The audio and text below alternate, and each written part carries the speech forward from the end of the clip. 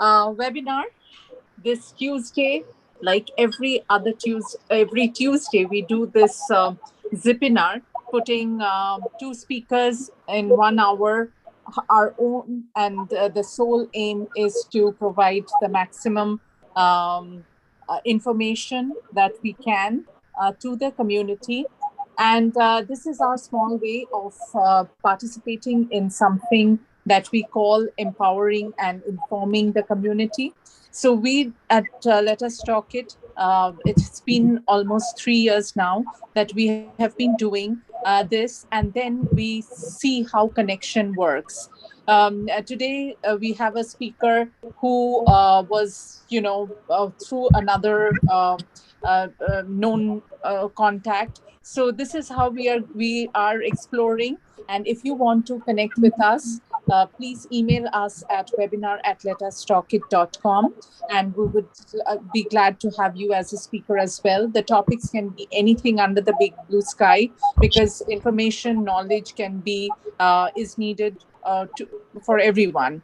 And we do not stop there. We also have our youth webinars, which we give proper prep sessions every Tuesday and Thursday, and then they go live every other Fridays and Saturdays. Why do we do that? Is to build in public speaking, to have communication skills, and more than anything else, have their voice heard. Those kids who are shy, who feels uncomfortable talking in public, they have started speaking up, having their views out there. So we think that this has been started last July, and it's been going strong. So if you have any kid and you want them to be part of Let Us Talk It Youth webinars, please go to our website, letustalkit.com/youth, and register them there. Having said that, we begin our first topic and first speaker. The first topic that we have today is the power of storytelling at workplace. We all love storytelling. We all love hearing stories from our grandmas to anybody. And now our children, they love hearing stories. So, but how can we put that in our workplace? And the power of importance of storytelling is what will be discussed, talked on by Karthikeyan. And Karthikeyan, he is a NABET and SQA certified executive and life coach. And he is at present the operations lead for Ericsson Global India. And most importantly, he is an avid public speaker and a contributor in various business conferences. He loves attending CII initiatives and LinkedIn KM forums. More than anything else, when I connected with Karthik, the best thing about him was his positivity and his cheerfulness. I mean, very few people whom you connect with, you remember because of their, you don't see their faces when you are connecting initially, but you remember how excited they are about their, whatever they are doing, their job, the other part of it. So absolute pleasure to know you, Karthik. It was amazing the last few days that we are connected, and the back and forth, the prompt replies that you were giving. So thank you for all of that. And I thought it was important to mention this. And absolute honor to have you on the Let Us Talk It platform. Over to you. Thank you, Jalan. Great introduction. I'm sharing my screen. I hope it is visible. Not yet. Can you share your screen? Yes. And just do it in the present mode here. Perfect. Yes. Excellent. Thank you so much for featuring me here. I hope all the audiences can hear me very well. If you're not able to hear, please raise your hand and let us know in the chat. So we are here to talk about the power of storytelling at workplace. Like Jalan said, we all love stories. Why? Because we are the players in the story, right? Like Shakespeare said, life is a stage and we are all players. So stories start right from our birth till our death. And stories are applicable everywhere, even in our office environment. Before getting into that, let's see why we are wired to hear stories. Because stories help us do certain things. When someone tells you a story, you're able to connect with that person because you have to visualize what this person is telling. When you're visualizing that, automatically you get into the same plane from where the person is talking about. Second, you automatically start to mirror what the person is actually telling. If the person is talking about some sad story, then you start giving some sad expressions. If it's about enthusiasm, then you feel like jumping in. We all follow the same pattern. Third, dopamine releases, right? The charges that you get when you do some interesting thing, the things that you love, it's as same as when you hear a story. That's why we all love hearing stories because it makes us feel good. And finally, there are some biological explanation here as in why it is important. We don't really have to go there because we accept the fact that stories make our life. Stories bring the abstract concepts easy to understand. Stories bring people together, and stories can inspire a nation. Remember Martin Luther King's story on I Have a Dream, right? It started a movement. So that's the power of stories in the personal life. If you look at this slide, for you to make an impactful story, there are two things that you need to have. Obviously, the story, what really happened on that particular moment, but some data to support.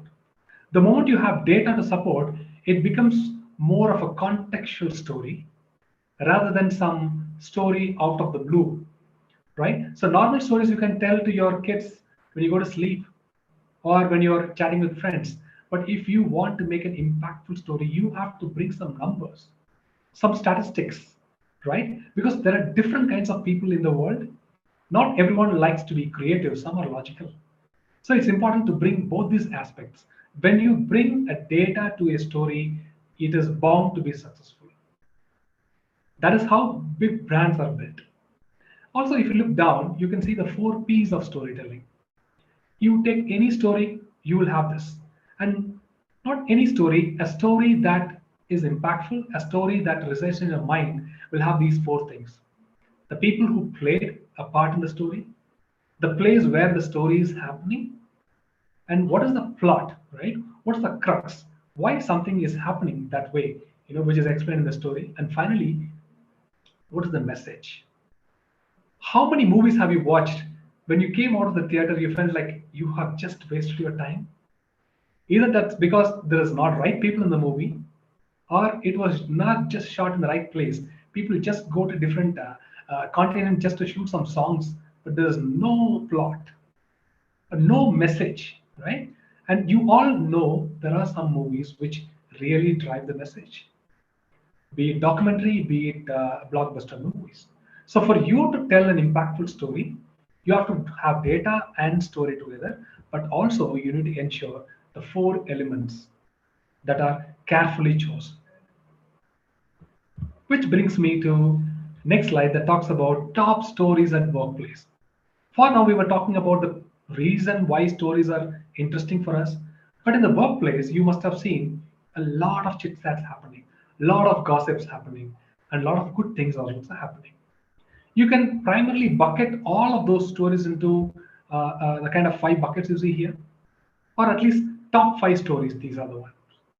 There are some project specific stories which talks about how this project succeeded or how it failed.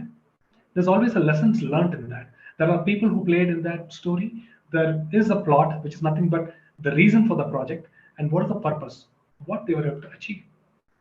Similarly, your organizational based scenario stories, right? When your organization is making a change, be it bringing new culture or entering into a new market, that's a new organization story. Unless you tell that story very well, you will not get the right buy in from your teams and you may not be able to succeed. So it's important to tell that story also, but in a good way. We will see how to do that. Third, your personal stories. You will have success in your personal life that you want to bring to the team. It could be recovering from a COVID situation. It could be recovering from a death of a nearby loved one, right? How are you able to improve yourself? Fourth one can be organizational barrier stories, right? Organizations always want to implement something for the benefit of either the employees or for the company. But do you know that 60% of the organizational initiatives fail? We will see why they fail. Okay? It all has to do with the story again. And finally, some memorable customer stories. Customer is the king, customer brings the business. So you need to capture the customer stories why you are able to win the customer or why you are actually lost the particular deal so that you can learn from that and then prepare yourself. So these are basically 5 broad buckets that are normally discussed across the organizations and stories are developed here. Now, where can you actually use the stories, right? Now, the stories you can use to either inspire people, we talked about it, or to make it easy for people to understand, we just saw it. Now, if you look at meetings, you know how many meetings just go without an agenda? People feel like meeting is a waste of time. That's because there's no story to tell over there, right? A leader or the organizer of the meeting must ensure that the meeting is all about a story. It's a section of a bigger story where they're working on, right? So you can actually make use of meetings in bringing or looking at the big picture of your story. Presentations, when you're presenting something to your boss, to your subordinates, to your customer, it's great to use stories to capture their attention. Hallway and casual discussions, yes, a lot of stories being shared, but how many of them are really helpful for the organization? But if you can even make your water cooler discussions or orient them in such a way that you enable people to talk about some successful stories by showing some images or some posters of some of the successful projects done, it will actually push them to think in that particular design, which is that they will not talk about or they will not gossip, but they will look at it. Well, what is the story all about, right? I mean, how this person is able to do it? What are we missing? Right? Such good discussions. Onboarding. When you induct new joiners, you have to tell them a story. But sadly, a lot of onboarding trainings goes just like slide and slide and slide and slide, right? That's why they call death by PPT. At the end of the day, a new joiner must be inspired. A new joiner must feel that she has made the right decision to join this organization. But out of my experience, not all feel like that. That's because there is no inspiring story has been told as part of onboarding. And finally, training, the evergreen concept. Now, how many times have you seen a training just in slides, just people reading about each and every line? You don't have to do that. You can just take one story and complete the entire training. I know one person who is kind of a mentor to me. His name is Prashant. He has been one of our trainers in the course that I'm doing. He just takes one story and helps us understand the entire concept, which makes it so engaging for us, and you will not forget it. So that's the power of stories, and these are the places where you can use them. Now, we know that there are stories we can say, but can you just say any story? No. Just for the sake of telling story, you cannot say a story. You have to tell a story that is contextual, that makes meaning. Now, we will see what will happen if you don't tell the right story. It's a funny story on giving a wrong information in the training or not adequate information. Look at John. John is going from office to home, but he's stuck in the traffic. He's stuck in the traffic for quite some time, and after some time, the traffic cleared and he starts to move. He raises the speed, it goes to 50 kilometers per hour, and he suddenly notices that there's something next to him in the platform running next to the car. What is that? It's a chicken. And he was like confused, like, what's a chicken doing in the platform? Obviously, he changes his perspective and starts looking at the road. He goes to 60 kilometers per hour. Then only he realized that the chicken is also running at 60 kilometers per hour and it's keeping up with the car. So he was like confused, like, what's happening? What is this chicken all about? Is it something that's come from Marvel? He raises the car speed. He goes to 70 kilometers per hour. Sadly, the chicken also picks up the speed. It is also coming at 70 kilometers per hour. So he got really confused as in what is happening. Then he realizes something. Did you notice what he just realized? He could see that there is a third leg for the chicken. How many times have you seen a chicken with a third leg? But he did see that. So he was like baffled, as in, wow, man, what's happening? So he followed the chicken and it was running too fast with the three legs. He ran back and he found a farm. In the chicken farm, surprisingly, he found hundreds and hundreds of chickens with three legs. And he was like, too funny, as well as he was so scared to see what is happening. Is it a dream or something like that? Then he meets the farm owner. He asked the farm owner, what is happening? What's up with these chickens, right? I mean, is there something different? Then the farm owner says, come on, man, everybody likes chicken. So I bred a three-legged bird. People ask for always leg pieces, right? So I'm going to definitely going to become a millionaire very soon. So that's the thing, he had in mind. So he wanted to become a millionaire. So he just tried something in the name of innovation to add something, to the product. So John asks, okay, great. How do they taste? Right? Obviously, people buy those leg pieces for the way they taste, right? But sadly, our farm owner says that, I don't know, man, I could not catch them any. Right? He's not able to catch any of those chickens because they're running so fast. How many times organizations create such innovations which are useless, right? Just because we are in the journey, just because we're in the competitive platform, we want to do a lot, we create a lot of innovations. Now, the way you can see this is that the story being told here is that our farm owner went through some training on innovation, but he did not get the contextual story part. What will happen if a chicken has three legs? It's not only about having three legs that he can sell, but he cannot also not catch a chicken because chicken is going to run, right? I mean, it's like additional power the chicken is going to get, which is what is the learning that we have. So just storytelling at the workplace is not enough. Contextual storytelling is the key. So in the training, in the onboarding, in your meetings with your boss, with your customer, it's important to tell your story contextually, as in what you're saying must matter to that situation and how it can bring importance and value to the organization. So I was kind of looking at, what kind of framework available. I did not find many, so I came up with my own framework. You're free to use this framework, which I'm going to show in the next slide. SOAP framework, right? SOAP framework for developing stories. Now, SOAP is an acronym. It stands for four different things. S is seek. You have to keep looking at situations where you can find stories. So S stands for seek. O stands for observe. The moment you see a situation, you have to observe. Okay, what is happening? Is there anything I should take it from here, which I can add it as part of my organizational initiative? Third is analyze. Okay, I found a situation, I'm observing it, but what it's actually saying. That is it contributing to my organizational initiative or is it doing something against it? I need to analyze and then understand how I can proceed. And finally, I have to present it, right? So this four-step process will help anyone to be aware, open your eyes and look at each and every moment that you spend in your life. You can actually take situations every day if you use this, because we all see a lot of moments in our life, right? I mean, you can take stories from any moment, and all of them can go through this particular path. So I actually put across this SOAP framework to reflect one of the situations that happened with my son. You can see him in the left, right? I mean, he feels dejected and depressed.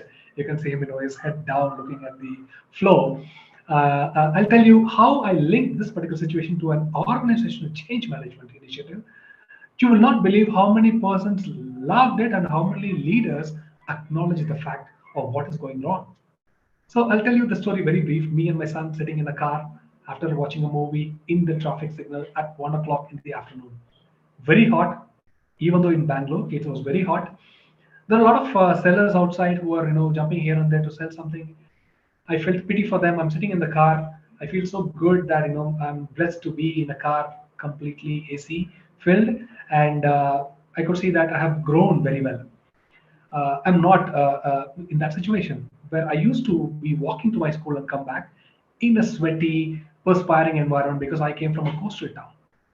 Then I look at my son, thinking on his behalf that he must be feeling great because he's sitting in a car, AC. He's not even feeling the pinch of the sunlight. I felt like he should be feeling great for what is happening in his life. But not all perceptions are same, right? Your organizational initiative that you bring for the benefit of the employees, they may not see the way that you see, which was evident in my son's scenario. He just stopped me, right? He just stopped my dream of visualization, said, Appa, right? Daddy, uh, I'm not able to get AC for my foot. Okay. So he just said that I'm not able to get AC for my foot. And on top of it, he said, can you adjust the knob so that I can get that AC? For a moment, I was thinking, what's happening? If you can value some situation, others may not because they are in a different plane of interface, right? So as an organization, you need to actually take the buy-in contextually, listen to them, talk to them, understand how do they see the change that you are bringing, right? So that's the story I wanted to bring, and this framework, which will actually help organizations to find that contextual story and also connect with the people, because if people do not accept the change or the initiative, whatever initiative that you bring, it's bound to fail, because ultimately it's the people who need to follow that process.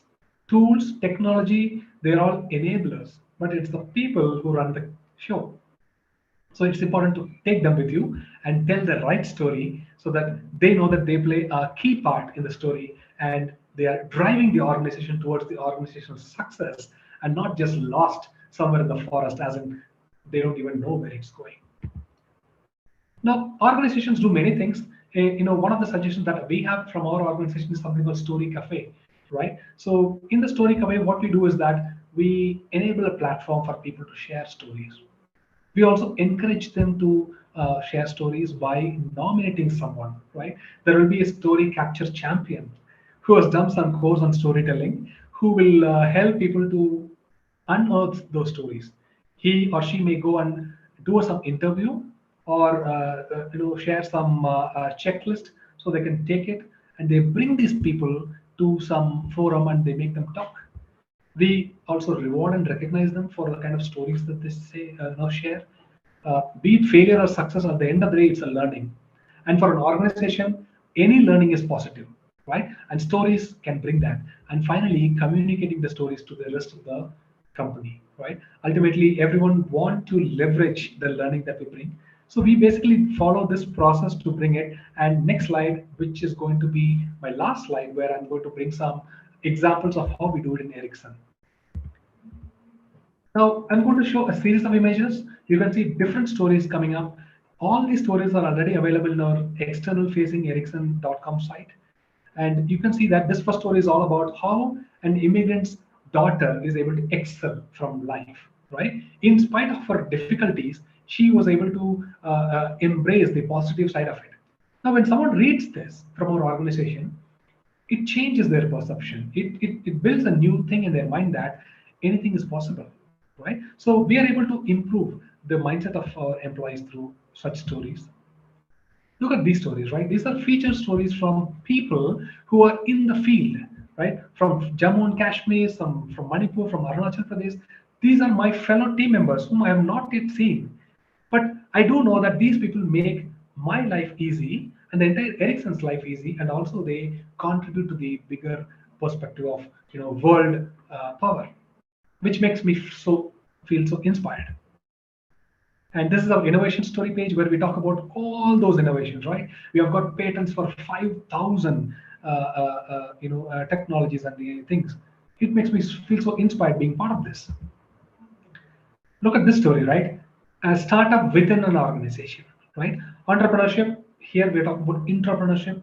By looking at this, it will make people come up out of their shells, right? I mean, break out of their shell and then, think out of the box and then do it. Look at this girl. She is very young, but if she is able to do such a great thing, think of people who are blessed with the knowledge, blessed with the infrastructure, how much they can do. right? That's what our organization is doing. And this is an example of how Ericsson is showing the history part of it, when it was started, who started it. Look at there, right? I mean, it's Hilda Ericsson, the co-founder with her kids. And looking at this page, it really shows that I'm a part of a legendary organization, right? And when you're a part of a legendary organization, you feel and be and become a legend. And these are some of the stories from our people, and these are our leaders who are facing the customers. By reading this, I get even more motivated that I want to be in that place one day. And this is a story on the social awareness part, how we are contributing to the communities across the world. And finally, Ericsson on the move. Now, this is one story that we are telling to every employee, which is a lakh plus people, right? About the new culture that we want to build. If you look in the left side, there are different categories, right? So we are actually telling the people to change the way they think so that we can all contribute to the new purpose. And they can actually do it through these categories, right? Every individual in Ericsson is encouraged to follow, and you will know that if you meet anybody in Ericsson, they are already following all of this. And the most interesting part on this side, right? Look at these. These are some of the experiments people are doing while they are actually implementing certain ideas. So whenever they do this, they learn a lot, right? And in this page, actually, you can see 167 stories are already there. And I can always talk to Francisco or Jana or Salva to know what happened. So stories are everywhere, and our organization is doing a tremendously excellent job in creating a platform, enabling it, encouraging them, rewarding them, and finally communicating them. I think that is what I have for today, to think on the importance of stories, using SOAP framework to tell your contextual story, and some tips and tricks on how Ericsson has been doing in terms of spreading this power of storytelling at the workplace. That is brings me to the end of the slide. That's my details. I'll just keep it for here. Over to you, Jalan. And Phil, is there any question that I need to answer?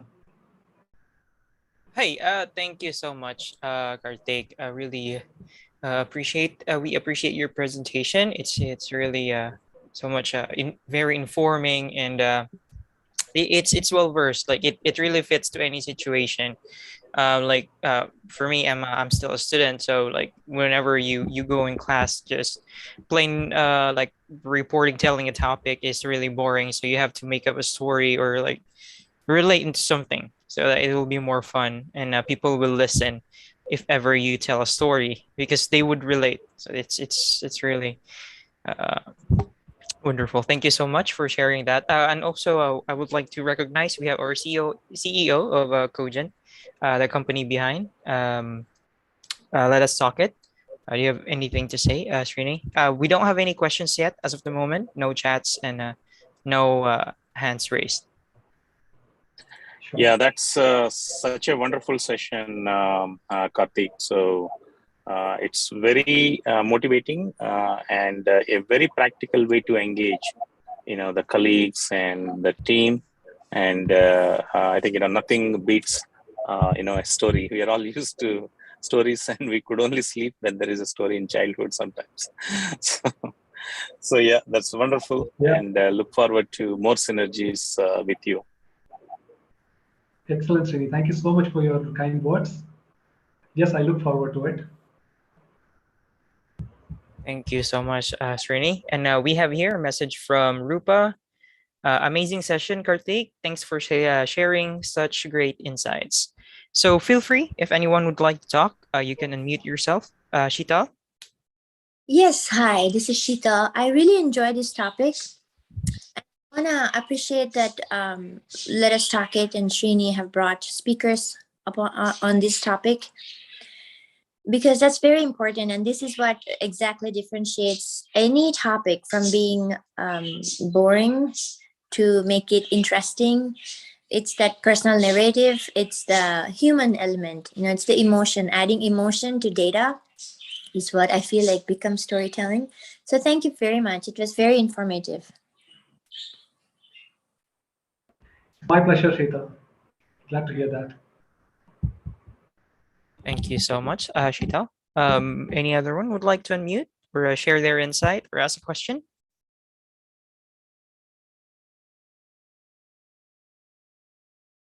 So no one is responding yet as of the moment. Yeah, we have. You can actually search Karthik. His details was on the screen earlier, and also since this is recorded, we also have the video after if you want to watch on our YouTube page. So we can move to the next topic for today. If any questions you'd like to ask, just feel free to put it on chat. All right, Karthik will be able to read it. So the next topic for today will be career mentoring made easy. So this will be discussed by a returning speaker, Sir Vikram Yudavelli. He is a one of the partners at Hatch and Mark and CPO at MYNYFI. He has expertise in the area of digital transformation, business case creation, product leadership, and business solutions. A very kind and generous person, very generous enough to provide his time and knowledge and to speak on this topic. Over to you, Vikram. Thank you, Phil, for the kind words and for inviting me again onto this Let Us Talk It platform. So you guys are doing great work in sharing knowledge to many people who out there who need this. So yeah, thanks again for inviting. So I just prepared a 2-3 slider presentation for the topic. So how do I present it? I don't see that option.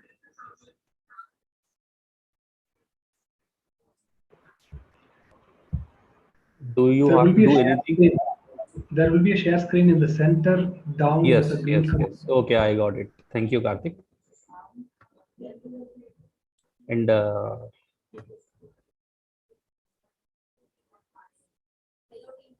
yeah, let me know if it is visible. Yes, we can see your presentation. Okay, great.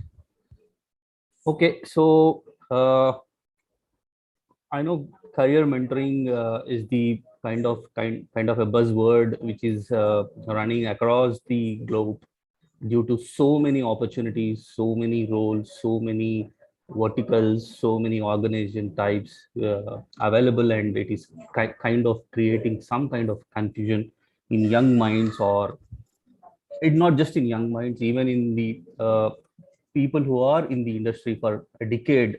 They want to know how what is that their next step should be in their career planning. Okay, so I thought, okay, I'll put it in a very simple way, how one can analyze, self-analyze, and kind of create a plan for themselves and identify a correct path in choosing their career planning. So according to me,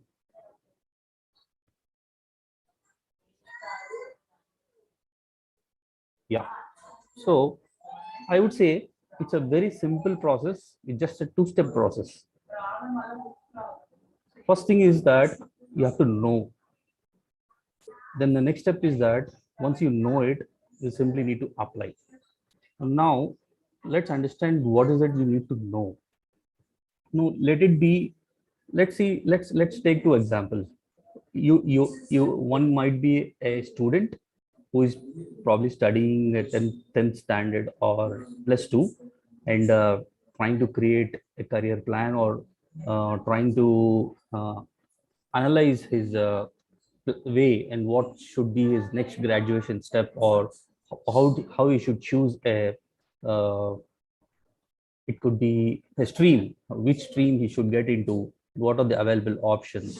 So that could be one case, or it could be another case where you are already a professional, where you got into, you completed your graduation, you did your professional degree with you, and but you don't know how to get in, what kind of career path you need to take, and what could be the role, what kind of roles, and how do you want to or you are already working in some organization at least for 4 or 5 years plus experience you have, but still you don't know how to shape up your career. So both the parties, it's the same process according to me. So first and foremost step, I would say that First of all, know your behavioral traits. So when you say behavioral trait, it is something to your which is like what are your interests and what are your behavioral traits. Do you like to spend uh, on a laptop and do some analytical work or some arithmetic work, or you would like to go out on the field? Talking is something excites you. What is that which you can for do for non-stop, for long hours, for long time period of time? So that is what is the trait. As a behavioral trait, one has to understand and create a list of things that what are his natural qualities. In the core belief system, once a human being grows, a core belief system is created within a person. That's when these behavioral traits are created. Somebody likes to talk, somebody likes to analyze, somebody likes to research, somebody likes dissecting and bisecting things which is there with them on the table for them. So these behavioral traits are very different person to person. So once you identify these behavioral traits, now you have to understand your interests. What is that? What is this passion? Are you, let's say you like to sing, but is this singing at what level it is? Is it something that you can sing 4 to 5 hours a day, and that too every day for 3 4 years? Do you have that kind of passion with you, or it is just a hobby? So that's the differentiating thing one has to understand after you identify your behavioral traits, whether this interest is this passion or is just an interest. So this is where a lot of people don't do this introspection or retrospection thoroughly and get carried away by the habit, think that that is their passion, and once they apply that passion into the day-to-day activities, that's when they realize that, oh, this was not my passion, it is just my interest.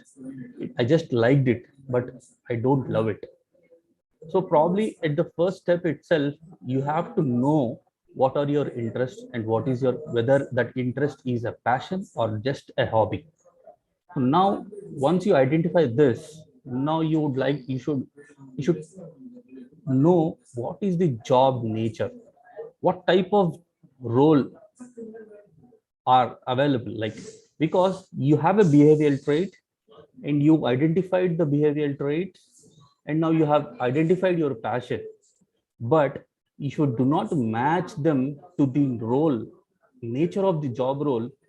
Again you'll try, you kind of land in a misfit.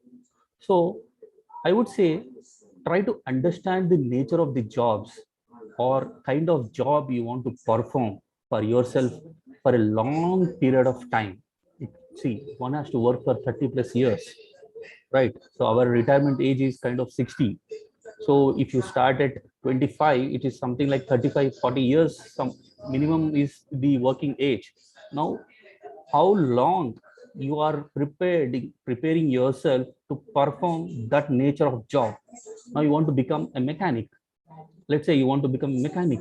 So do you really like to remove the parts of an engine, fixing them back, clean the engine? Is this the nature of the role you're liking, or it is something that you are more on a research based, that how engine efficiency can be improved, something that. So what is the nature of the role you want to play for a long period of time? So this is what the next step according to me one has to do. Then once you identify these three things, now once you get this, now you have to know the path available. Now which path, what is the path, what is the first few steps? In that few steps, what are the above three nature of the job is available? Okay, this is okay with you. Then after that, do you have a growing path in this field or in that role, in the nature of the role which you have identified for yourself? So this is a path you have to identify for at least for 15-20 years whether you see. Identifying is very simple now. We have information available and in over the internet. So it's just that you have to browse or talk to people or know or talk to industry experts or know somehow you know how to get the information. So once you know these things, now the last part would be to know the skills required. The end of the day, if you do not have skills, it's waste of identifying all the previous four steps, because every activity needs certain skill by the person so that you can perform that activity. So now you should identify the what are those skills are required. Now once you, this is the important aspect according to me. Once a person identifies or knows about this thing, it's just that you know to apply them. So doing this is a very exhaustive job, because first and first point, which is understanding your behavioral traits, is the most confusing part. Somebody has to have some wisdom, some maturity, some analyzing, self-analyzing skills in order to understand what are their behavioral traits. Now once you identify it is not enough, then you have to apply them and see that whether it is a really interesting interest, passion for yourself or not, which takes some time for you to identify that one. Only if you apply those traits and see, it's like trial and error method. There is no other way, there is no alternative available. You have to try, then find out, and then again apply back. So if you want to do this after you get into job, you are wasting your 10 years of time. So one has to start so early in, whoever starts this so early in their stage, the better they will able to plan their career. So if this is not done, again identifying the job nature, so much of information is available, so many verticals, so many industry types. So energy, oil and gas, if you take in within that, you have so many roles. So technology, non-technology, management, non-management, white collar, blue collar. So what are your skills, what are your abilities, what are your qualities, how are you mapping? You have to sit down and map all these activities in a format, in a structured format, so that you get a analytical answer or a solution that how you should apply. So this is something very exhaustive activities, and it's a time consuming activities, and it cannot be done in 1 or 2 days of time. It is a continuous process where once one has to start doing all these activities in parallel and uh, in conjunction with each one of them. So let's say you have acquired and you have spent enough amount of time in doing all these activities. Now since you get so much of information with you, now it becomes very confusing. How do you apply them? So as we all know, it's very simple. Simply prepare a list of items which are all available. Let's say you are a student. Now your confusion is that which stream you have to take for your graduation. So simply first list down all the available graduation streams which are available in your country or in your wherever you are applying for. Now identify each stream, what is the syllabus available within it, and the syllabus which is available or which is taught in those curriculum, is it matching to your interest, behavioral traits, interests, role of the nature of the job, and do you have the career path with it, and is that skills which you are looking for, are they part of this syllabus? Now that's how you have to prepare a list of items until you get that previous known parameters, that you are able to map all of those things to above parameters and see that you get an analytical or a structured solution to it. Now once you list all these things, now simply you have to prioritize. Writing is very easy. You have one it's like it's a self-explanatory thing, that what is the first step to do, which is the second step to do, which is the third step to do, and don't put an endless time to it. Have a time bound manner, and try to accomplish those tasks within the time bound, because time is money, time is everything for us. So once you get this these lists sorted out and prioritized, simply start performing them. Now definitely you'll see these results. I thought, okay, this is what is, according to me, a career planning can be very simple and in easy to follow method.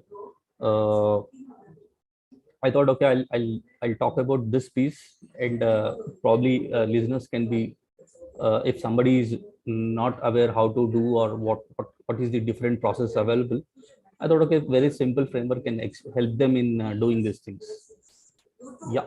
So this is what I had with me today, for the viewers of Let's Talk It platform. Thank you. Any questions or anything Thank you. you Thank want you to so discuss? much, Vikram, for preparing those informative slides and also the discussion. So now Vikram would be open for questions and sharing insights. Please feel free to raise a hand or unmute your mic. You can also reach through chat if you wish. Any questions? Well, Phil and Vikram, I just have a question. Maybe we can just Just start. initiate it, and let's Sure. see if more questions come.